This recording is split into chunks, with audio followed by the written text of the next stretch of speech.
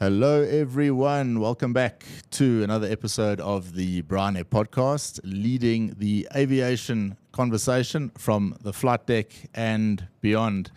On today's show, I got a real special guest, Franz Smit. He's no stranger to South African aviation and becoming even more popular on a global scale. Franz, welcome to the Bryan studio. Welcome to. This has been a long time coming, hasn't it? It has. I mean, thanks for having me. And I just want to, not all of us have got the privilege to walk in here and see your setup. This is impressive, man. Like, this is world class. I don't think you guys know the amount of time and effort and just like how to organize and put everything in the right place and get everything to work. That's massive effort. Kudos to you guys, man. Shame. Thanks, Franz. For anyone that doesn't know Franz, I want to explain to you all what type of guy he is. I recently put together an online course that took a lot of time, a lot of effort, and it was a real passion project that I had. And like any of these things, when you finish them, you don't exactly have people knocking down the door saying, "Hey, can I go buy your product?" And it had been out for a couple of days, and Franz gave me a call, and he said, "Bryan, I want to buy it, and I'm going to buy 2 of them." And I said, "Franz, please, you don't have to buy it. I'm more than happy to give it to you for free. I don't expect you to pay for it," of which he refused, and he said, "No, that's what he does. He's going to buy 2. So off he did. He went and bought 2 of them. And so if you're wondering what type of man he is, that's the type of support that he offers, fellow colleagues in the industry. So from my side, thank you for doing that. And it's things like that are few and far between these days that kind of make all the difference. But you haven't just done that for me. You do it for a lot of people. And I think a lot of the what I see on certainly on social media is that you doing this supportive role out of it wasn't something you just decided, right, let's do this. This is good for business. This is something that is obviously inherent in your makeup, and you're doing it as something that's bettering the industry. So on behalf of the aviation industry, thank you for doing what you are doing, and not just for me, but for everyone else. No. And the other thing that I want to say is what is very evident as well is how hard you're trying. We try. We go 99.9% at everything because I've only got 0.1% left, and then I'll break. Yeah. And it's not easy, is it? I mean, no. Anyone out there, it's not easy to put all the posts together and develop, we'll talk about the captain's circle and what that's all about. And you've shown me that production, and it's a serious production, and it's certainly not built overnight. Yeah. And it's really nice. Nice, not the right word. It's when you're scrolling through LinkedIn or wherever, and you see that what you've put together, be it a post or be it a newsletter or something, there's a huge amount of effort behind it, and it gives you a lot of energy to say, hey, he's doing it, so you know what? Let me make sure my newsletter's up to scratch, and let me post a bit more. It gives, the attitude is, it gets passed on to other people. I love that. Yeah, I love hearing that. And likewise, I mean, the same thing.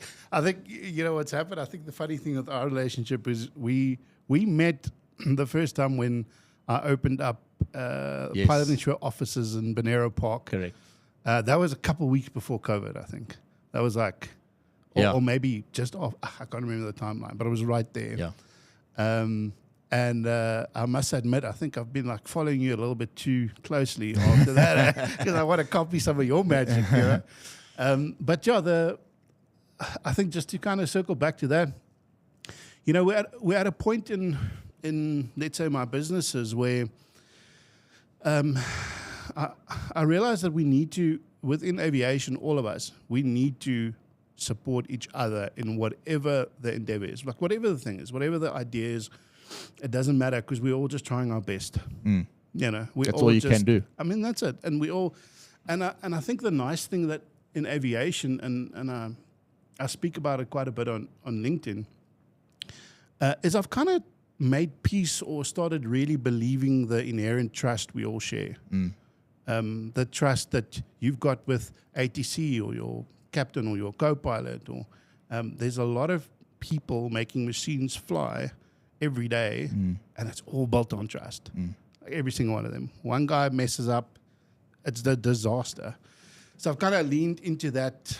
I don't think it happened automatically. It happened over the years somewhere. I mean, I've been at this for 15 years with Pilot Insure, only with pilots from all around the world. So I think it rubs off. And somewhere I realized it was rubbing off, and I made peace with it. And I was like, you know what? This is the way I choose to live my life. Yeah. It's way more than that. It's way more than just business. And of course, we all want to grow businesses and make a bigger impact, and our stuff's going way more international and global now. But I think the core needs to stay the same. Inside I'm a 3-year-old kid playing in the sand in the middle of the Karoo, looking at the guys flying Joburg, Cape Town, wanting to be in that cockpit. Like, that guy hasn't gone anywhere. Yeah. No, I hear you. You say you've been in it, going on 15 years. It's a while. What's changed recently? Because from an outsider, and I'm not really an outsider with you, I know you well enough, but from an outsider looking at you guys, and you in particular, it looks like in the last few years there's been this sort of massive step up. And that might be an illusion, but it really, the perception is certainly that. So what's changed, say last 3 years, from a, I don't know if you call it a personal branding point of view, from a business point of view entirely, but something obviously you said, hey, hang on, I want to take this to the next level now.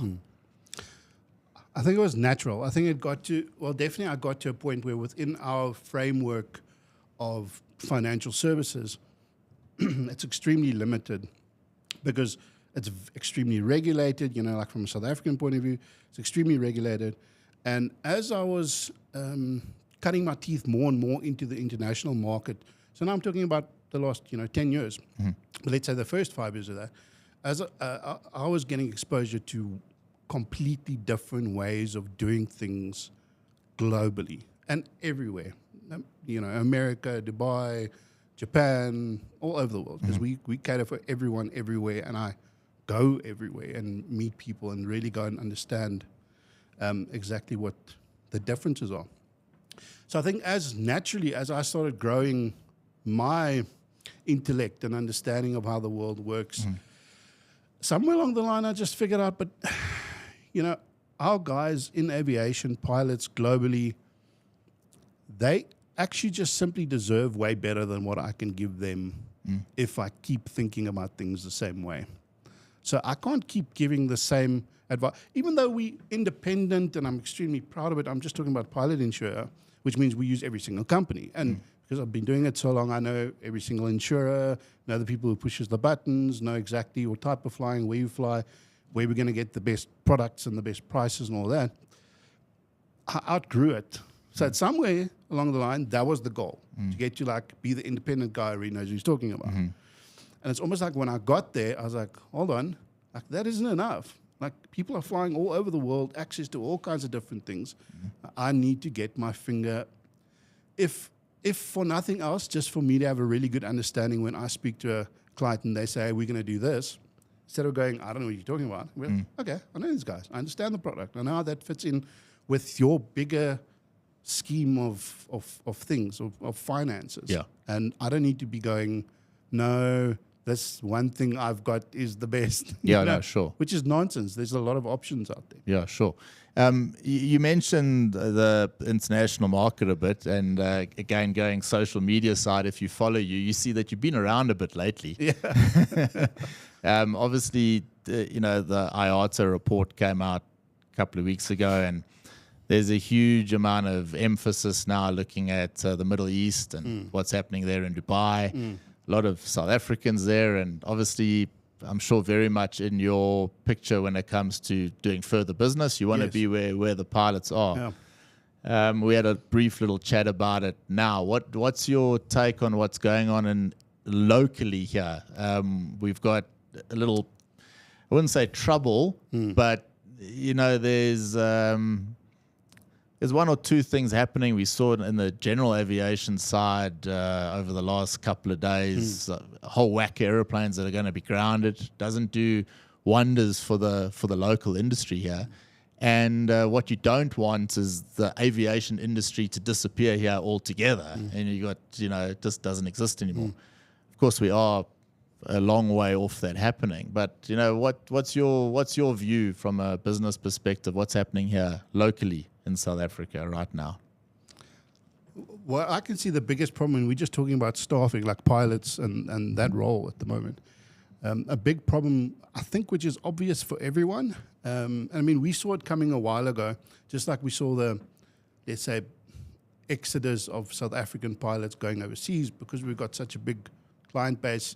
One of the first people I'd hope they phone is me to say, my whole life's changing. I'm moving. What does it mean to my finances? So I get to have a little bit of a front row seat almost before a lot of these things happen. But the bottom, and when I say the bottom's falling out, I'm talking about the instructor level. Because the guys are moving up to bigger machines and doing their first so fast now and into the contract space and all that, which of course you cannot blame that person. Like, they must do it. It's a big jump. It's a jump that guys their level 10 years ago didn't have. They had to wait around 5-6 years before they could do that. So you can't blame anyone. It's a natural way of things. And funny enough, those two, I feel, tie in together perfectly. Because if you remove the GA side of things, that's like the birthplace of aviation. Yeah. That's the guy who goes for a flip with his uncle or, his dad's boss or something, and that's where the aviation bug hits, and that's how it gets into aviation. So you take that away with what we're currently sitting with so few instructors. I'm scared of that combination. Like, that combination could be pretty detrimental 5, 6, 7 years down the line. Yeah. And then we're sitting almost where a lot of the bigger players are sitting, bigger local airlines, where there's also this mass exodus of international guys just taking on, because we've got really great quality pilots. We all know this. We've got some of the best pilots in the world. Yeah. And it's because of the historical training that we've been experiencing in South Africa over the years. So very high in demand. And now the same thing we're seeing in the airlines, where we've all seen the entry numbers or total time dropping, and like everything's. And I don't think necessarily there's anything wrong with it, because I don't think there's really such a big difference in the quality of the guy doing it. But it's like, how far can you take that? You can only take it that far until all these things align, and the entire chain is affected. Yeah, I hear you. Fully agree as well. Now, taking things overseas, total different story. You got this booming market. So much so that, one wonders, even if things were 100% here, is the pull to that higher price pay, these massive bonuses, is that so much that it's actually, I suppose, causing a bit further damage? It certainly is. But from your side, surely it's a good thing, because even if you take an airline like Emirates or Fly Dubai or whatever, if you've got a South African there, we know there's always that connection back home, and he's probably on the phone to you saying, hey, I've still got property in South Africa, I've still got this and that. So surely from your side, from a business perspective, it's quite a positive thing. It's very positive, but again, it's a cycle that runs. So if the bottom falls out, how long is it going to be positive for? Because now it's almost getting easier and easier to financially immigrate, and and we help our guys with that entire spectrum. With all of those kind of options, and you mentioned on property and all kinds of different alternate investment type things. Take us through that quickly. So I'm a pilot at Emirates. Okay, I was flying here locally, and suddenly, boom, I'm there. I'm settled in my villa, a wife and kids are there, and Emirates say, hey, you get a 6-month bonus, boom, here it is. Yeah. what can you offer an Emirates South African Emirates pilot there that's might be looking at doing something a little bit more intelligent with that 6-month bonus than I would do? Well, listen, it takes a couple of cycles before the guys get there. How long is a piece of string? That's the cool thing. It's like what I do is so completely individualized. Like there's no cookie cutter. There's no. It all starts with what's your relationship with money. That's how it starts, and then it goes into a deep dive into a budget, which is a little bit of a swear word, but hey, if you don't do that, that's the fundamental basis. And we're all guilty of not having the perfect budget, and especially if you're going through that transition of, we can use any numbers, earning 100K a month and then going to 300 as an example. Like that jump only affects you a little bit later down the line, because in that move, your budget changes completely. You need first 6 months to a year to see what do things actually cost. Yeah, how does what the kid's actually going to cost me? Yeah. So there's a period of time for you to kind of settle into your new financial norm, and there I find is the tricky period actually, because it's really in that period. I'd say really in the first maybe 5 years, where it's crucial to reach out to me, because that's where you kind of start dropping the penny of, don't buy the new Tesla, buy a car that's 5 years old. It's perfect. That also, we all know the story. We all know where I'm going with this, with the interest and we all know it fundamentally, but we still do it. Like we still keep up with the Joneses, because it's cool. And because maybe sometimes we're not used to that kind of money, and you kind of want to spoil yourself because you deserve it. Or you see your colleagues driving around in the Tesla. And like that's real, and it's human nature. So anyway, so it kind of starts at real fundamentals. I'd say maybe a week or two of that. And when I say a week or two of that, it's not a week or two of us on the phone constantly. It's maybe like a 1 hour or half an hour intro, and I share the tools, because I've built, amazing tools, spend months building amazing tools around all these finance things. And then once we know what your relationship is, then we first go into what your goals are. Like, what do you want to do, man? Like, you've taken this massive risk. You've gone completely uprooted yourself. You knew you did this for the money. I don't think anyone goes to Dubai because it's like really cool in Dubai. Like, I think you go there with a purpose. Like, you go there wanting to build a massive investment safety net for yourself. So I facilitate that by going, what's the budget? What's the goal? And we go pretty deep into the goal, because the goal thing is very psychological, and that's super personal. The one guy's goal is, I want a small cabin next to a river so that I can fish every day, and I need 20,000 Rand a month for my expenses. The guy next to him's goal is, no, I want a house overlooking the ocean. I want a big cabin with a big speedboat, and every 3 years I want to be able to buy a new car.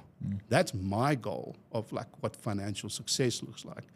So only once you do these two things, marry them together, then you can go, okay, what does that timeline look like?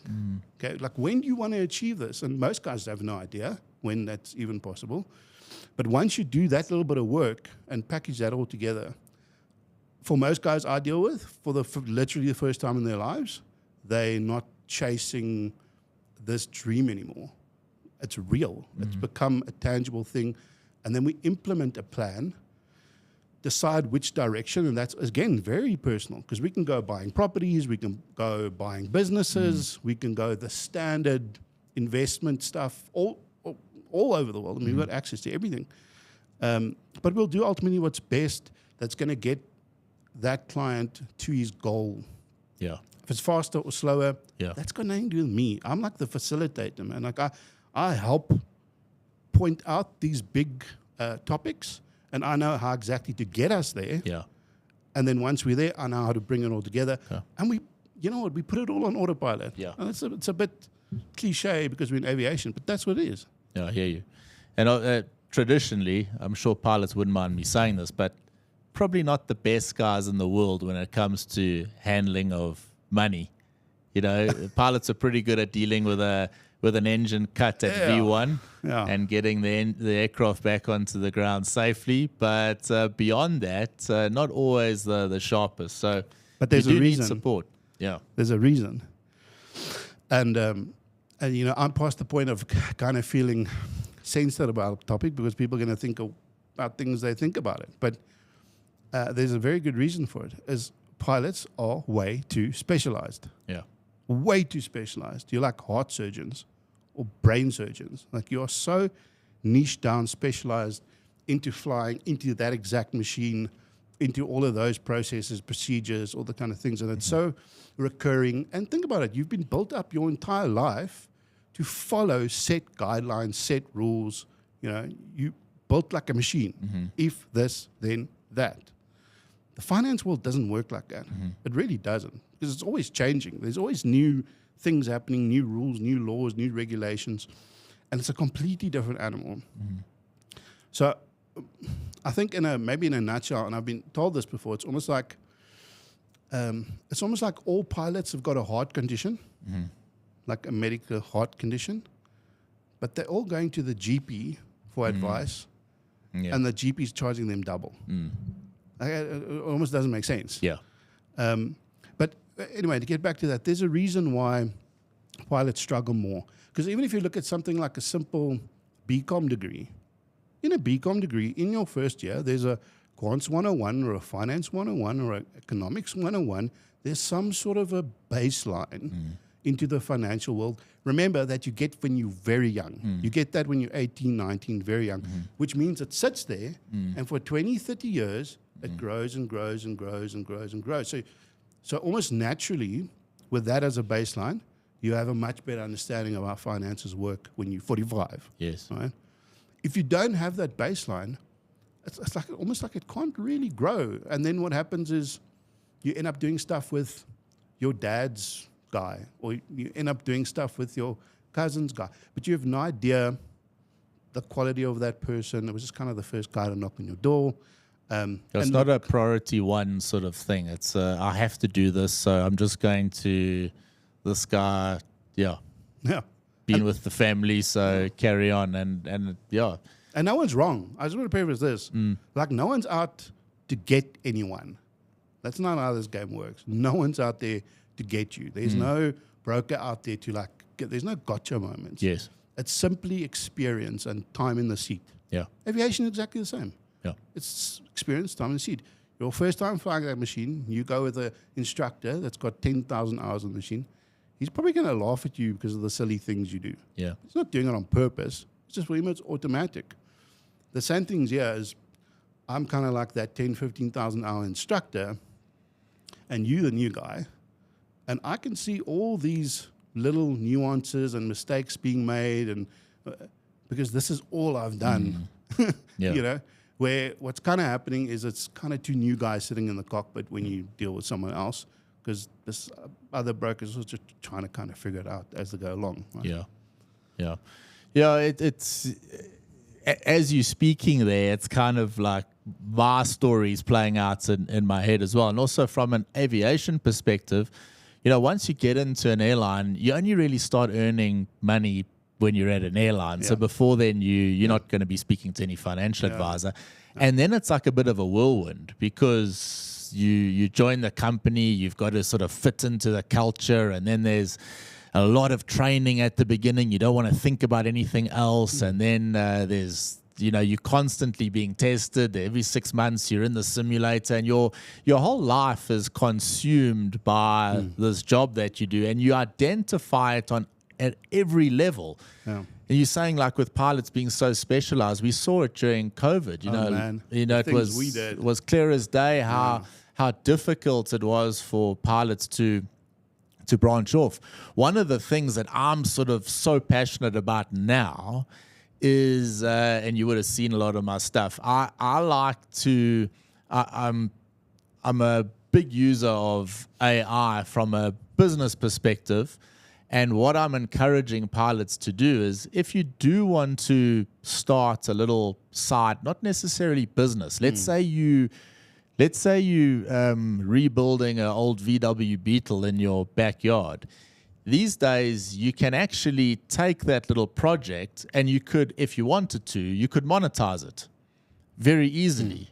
with you could brand it, you could make something of it. And I've got quite a lot of satisfaction.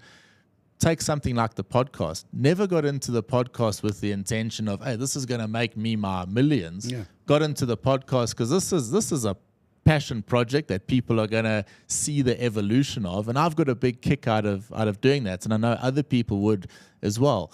Now, with AI and with the ability AI agents to build things and that, I think pilots are actually ideally suited in this little era, because with AI and with agents, a pilot can actually sit back and let the agent run everything, and you manage the situation, which pilots are excellent at. They're very good at managing things.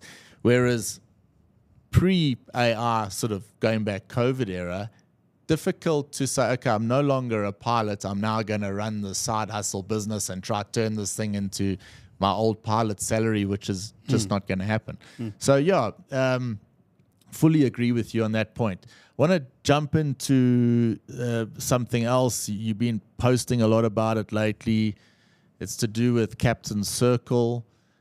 A lot of the talk that, has been coming out of your pages lately has been pilot mental health.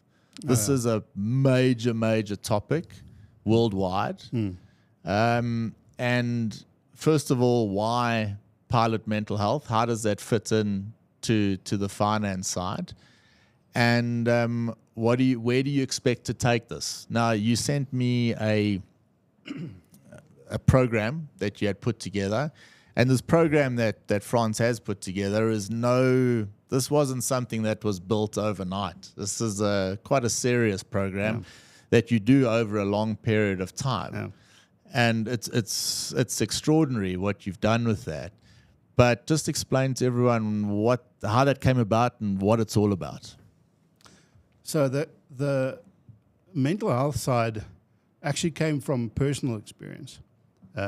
About 2 years ago, I went through probably the darkest time of my life emotionally.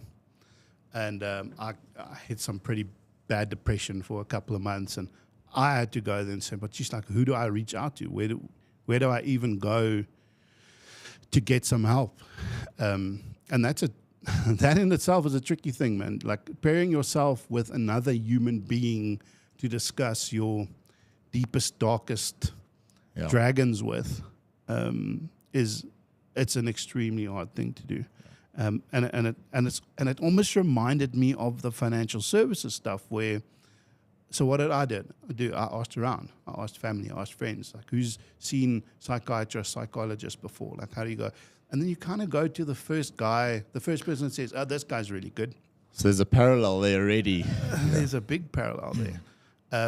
So anyway, I jumped in this big hole with my dragons, and then I figured out just how difficult it could be if you really need help emotionally. And I think especially as a man, and especially in aviation. So I'm kind of tackling the two most taboo things, money and emotions. It's not really a manly thing to do, right? Well, actually, this morning, knowing we're doing the podcast in the afternoon, I was thinking, how do I bring up this subject? And I thought I could bring it up in a funny way. I could say, Franz, you speak a lot about pilot mental health. Most pilots are men. Who cares about men's mental health? That's how I was going to bring it up, man. And I think it's a major, major thing for a lot of people. And this that you've entered into has huge legs for the future, and I hope people take you up on it and start to have a look at what you're doing. And I hope you, and I know you will, because the type of guy you are, you're going to keep refining this and keep make it better and better, because it plays such an important role in people's lives. And if you can do something, and I know you find this because this is why you went and bought 2 of my courses, but if you do something that makes someone else feel better, is there anything better than that? That's it. That's it. That's it. That's the holy grail. That's it. I mean, like, how can you help someone else in any small way to improve on their dreams, man? Exactly. Because if we can run circles on this around this over and over, because and I think you'll notice that everything I say, it's all intertwined. It's all intertwined. It's all linked up together. It's the mental health stuff and the finance stuff. It's like this. It's like the worse it is at home, the worse your finances are going to be. Flat out. If you can't fix your relationship with your wife and take some responsibility, your finances is going to crumble. Like if you go through some really dark emotional thing, something happens, we're all human, things happen, or you've got some family childhood trauma to deal with, and you don't deal with it, it's going to come knocking. And it's probably going to come knocking in your 40s when you've got your own kids. I mean, you know what I'm talking about. And you run through those emotions and you start thinking, man, how am I going to raise them better? Because we think that always. Our parents could have been the most amazing people on the planet, but we're always going to think, how can I do this little thing better? Generally, what that tells you is there's some unresolved issues that you've got within yourself. And very quickly, I've very recently realized that I need to actually be jumping into the spouses. That's actually where I think the most help is needed. But Captain Circle, let me quickly tell you what that is. Otherwise, we're never going to get there. So Captain Circle is basically two things. We look at financial and emotional health. Those are the two core fundamentals. We're going to introduce physical health later. I've actually got a really amazing pilot, Irish guy that I met on LinkedIn who's very into fitness stuff, but with pilots. And that's really cool because he's building all these programs around your rotations and, he can do whatever he wants to because he's lived that life. Captain Circle's a bunch of courses. So I've got so many courses in mind, very unique, very tailored to the aviation community, from Finance 101 to jumping into very nitty-gritty details. I just finished the QRH, which QRH on finance, basically. Okay. But I started writing it, and I realized it was 65 pages. It's not really a QRH anymore. So I got to make that much smaller. I wrote a complete book on finances for pilots, which is like 700 and something pages. I wrote a Finance 101 book, which the idea is to get it into all the flying schools to build that foundation so that they can get the same, like we can all get at 18, 19, that same experience. I'll be very condensed because, I did the university stuff. It is, you don't need 99% of that stuff. Sure. But very condensed, real world stuff. So those fundamentals carry on with you. And then the mental health, also going to be courses. The first course we launched is a massive course. It's a 4-week course. It only takes 15 minutes a day. It's you with yourself. You guided by Andrew, which is the guy. He's excellent, by the way. That guy, he helped me. So I ended up with Andrew helping me fight my demons, and we connected on such a level. And he had a whole bunch of pilot clients himself in the past.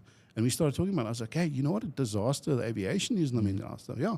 It's like, let's do something. Like, that's interesting because watching it, there had to be some form of connection there. You had to have some inherent, other than you knew it wasn't opportunistic. It was deeper than that, and it's quite evident in that program. Yeah. So it's a personal.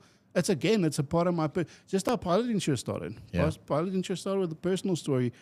This is starting with a personal story. Things I go through and feedback. Feedback is everything. I get these I sit on calls with men flying all over the world, some of the most senior guys, and we sit for 4 hours on the phone and crying. Yeah. And I'm totally cool with that. Yeah. Like, we are humans, man. Like, we need to give each other that space and respect to build and evolve and improve. Yeah. Because you're so focused. Yeah. You're so focused in this career that the rest of the things kind of happen to you. So the idea is with Captain Circle is to give you all these tools, all the guidance, and then you can be completely in control of all of it. The same way you're in that machine. I love that. You mentioned pilots' wives earlier on. What role What's your vision there behind that, and how what puzzle piece do they play in the finance side, but more importantly on the emotional health side? Massive. So I think we can all agree that if things aren't going well at home, nothing else is going well. And I started out the focus being on pilots in aviation. Mostly because of regulation. Mostly because as a pilot, you're a little bit screwed when it comes to emotional health. You can't really talk to anyone. So Captain Circle on the emotional side is kind of breaking that mold, taking it out of the mainstream structure, but giving you better advice and guidance, almost on chain, right? Where you can get all the help you'd get with a specialist without any fear of repercussions. And the wives part is extremely important because the wives are the ones, solo parenting. The wives are the ones running the house. The wives are the ones sitting with a cranky husband half the time because he's tired. Yeah. The other half the time he's away. Half the time he's away or playing golf to kind of get some dopamines and get something happy going, right? So the next thing we're doing is I'm going to be writing an entire set of emotional health courses for the wives. Definitely, it's already in play. I think we've already got our 6th or 7th idea on the board with Andrew. And starting a community around them, because I've been looking. I don't find anything that's like a pilot wives community. Might exist. If you know of one, send it to me, please. But yeah, I kind of started the idea 2-3 days ago.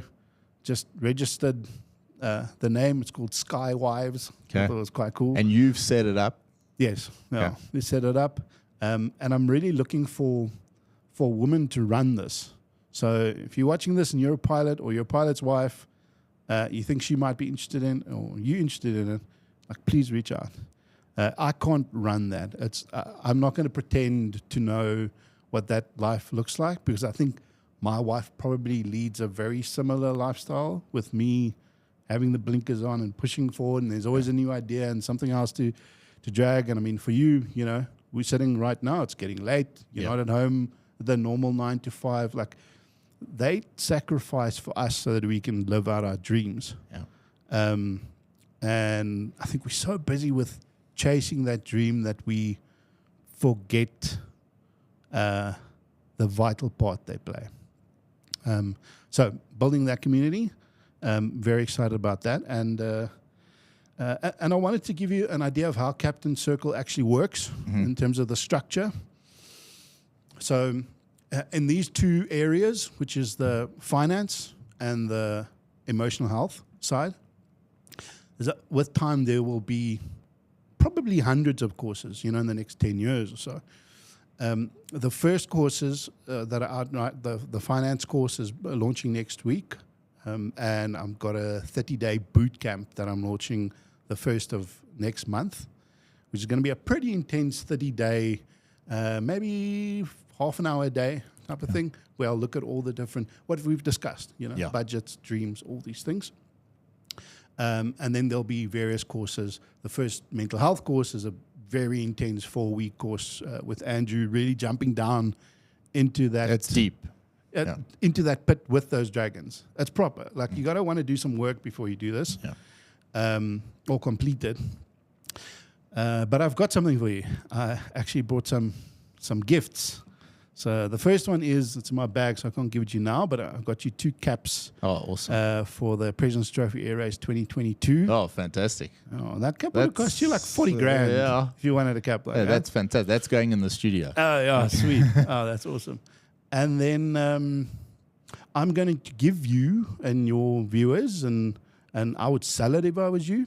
You can give it away for free if you want to, but I'm going to give you 20 spots in each of those. So I'll give you 20 spots in the mental health course. I'll give you 20 spots in the financial course, and I think the biggest one is I'll give you 20 spots in the full 30-day.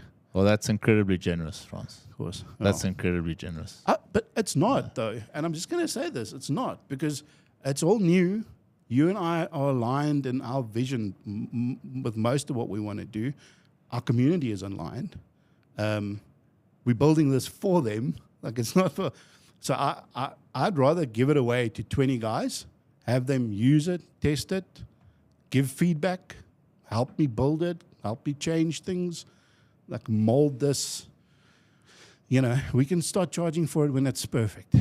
Oh, that's, you know, like I said, if, you know, to help one person it gives you such an uplifting feeling inside. It makes you want to go do more and more and more.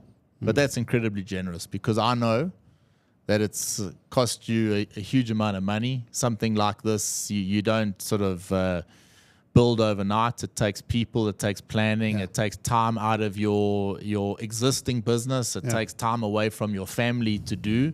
So the pure monetary side of it, which is big for this, is minimal when it comes to the you know, ultimately over a timeline. It's massive. I can tell you the numbers, man. Like, I probably need to. So the average course, if you look globally for something like the mental health course, probably about $750 to $1,000, something like that. The finance course, it's a bit tricky to gauge, but I'd say similar value. The 30-day bootcamp, there's American dudes charging $15,000 or something like that. So it's it's big. Yeah. It's very big. And I'm happy to just get it going. I'm happy to just get guys in. Let's crunch it. And I haven't sent that out to my community is, 3,000 pilots? Yeah. But I'm going to give it to you and see how many of you guys join. And then I might open it up to my existing client base for a while and see how many guys join on there. And then see how it goes. I don't have any like fixed plans of how we're going to monetize it. But I'm definitely going to need to monetize it if I want to take it up a level. Yeah. And that'll be purely for... so you can buy the individual courses, or the running idea now is to have a membership to Captain Circle. Ultimately, I want everyone to have a membership to Captain Circle, because then we're really building a community, and whatever money we generate from there, we can plan.